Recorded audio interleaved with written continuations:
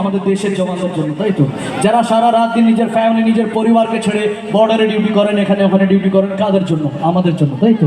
যাদের কারণে আজকে আমাদের মা, আমাদের বাবা, আমাদের দাদা ভাই দিদি বোনেরা এই খোলা হাওয়াতে শ্বাস নিতে পারছি আর ভালোভাবে থাকতে পারছি, কাদের কারণে? শুধুমাত্র ওনাদের কারণে, রাইট? আজকে ওনারা বর্ডারে বা এখানে ওখানে জেগে আছেন বলেই আমরা নিজের পরিবারের সাথে বাড়িতে ভালো করে ঘুমাতে পারছি, হ্যাঁ কি না?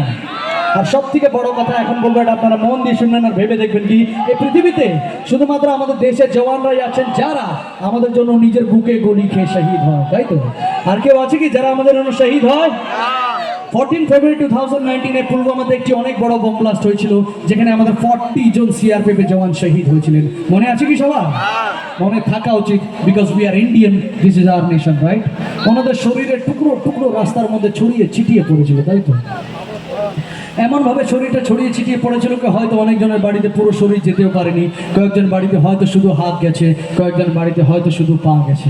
একটু মন দিয়ে ভেবে দেখুন, যারা শহীদ হয়েছেন হয়তো ওনারাও কারোর বাবা ছিলেন, কারোর ছেলে, কারোর দাদা ভাই, কারোর হাজব্যান্ড, বাট ওনারা শহীদ হয়েছেন কাদের জন্য? আমাদের জন্য, যাতে আমরা এভাবে আনন্দ নিয়ে হাসি খুশি থাকতে পারি, তাই তো? ওনারা শহীদ তো হয়েছেন, বাট শহীদ হতে হতে কি বলেছেন জানেন? হয়তো ওনারা এই বলেছে কি দেশ সে হে প্যার তো হর পল कहना चाहिए, देश से है प्यार तो हर पल कहना चाहिए, मैं रहूं या ना रहूं भारतीय रहना चाहिए, राइट? আমরা কোনো সিনেমার হিরোর কথা বলছি না, কোনো সলমান খান, শাহরুখ খান বা কোনো অমিতাভ বচ্চনের কথা বলছি না, আমরা কথা বলছি কাদের? আমাদের রিয়েল হিরো, আমাদের দেশের জওয়ান, তাই তো? ওনারা তো আমাদের জন্য শহীদ হবে, আমরা কি হতে পারি শহীদ? আমরা পারি না, বাট আমরা কি পারি? আমরা ওনাদেরকে সম্মান দিতে পারি, তাই তো? তো আজকে আপনাদের কিশোর সংঘের তরফ থেকে ওনাদেরকে সম্মান দেব, হ্যাঁ কিনা? জোরে বলতে হবে, দেব। এই সম্মানটা দেওয়ার জন্য কি করতে হবে তার আগে আমি একটি কথা বলি আপনাদেরকে।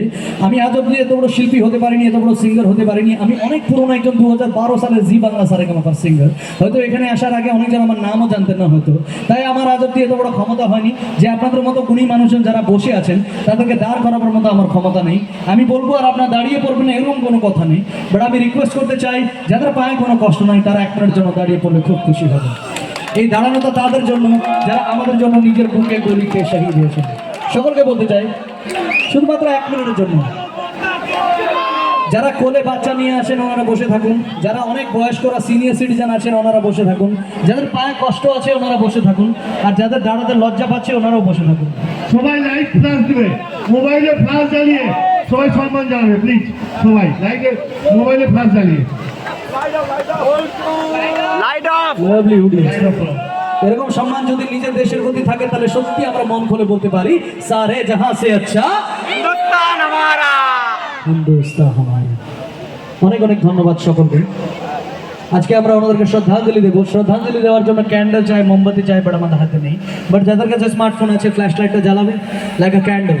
এটা আমি সতীশ গজমের বলছি বলে নয়, এটা আপনাদের মনের ভিতর থেকে এই আলো তাদের জন্য যারা আমাদের জন্য নিজের বুকে গুলি খেয়ে শহীদ হয়েছেন। সকলের হাত দিয়ে চাই একটু উঁচু করে, আর যাদের দুটো হাত খালি আছে দুটো হাত উপরে উঠবে, একবার জোরে হাত তালি আমাদের দেশের জওয়ানদের বাহাদুরির জন্য। এই ফ্ল্যাশ লাইটটা এভাবেই থাকবে।